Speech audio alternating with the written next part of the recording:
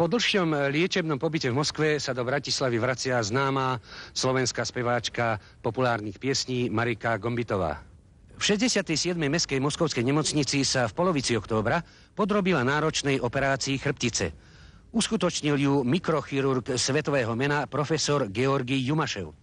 Podobné operačné zákroky ako priame zásahy do miechy, transplantácia nervov sú vo svete veľmi zriedkavé a v západných krajinách musia za ne pacienti platiť 10 000 dolárové sumy. Mať pocit, keď je u človeka nádej, je veľmi krásny. Ja sa s tým pocitom vraciam domov do Bratislavy. Chcela by som sa poďakovať profesorovi Jumašovi, ktorý mi umožnil túto operáciu, ktorý ma operoval, taktiež jeho celému neurochirurgickému a chirurgickému tímu. Ja myslím, že každý výsledok a dobrý výsledok je opodstatnený časovým limitom.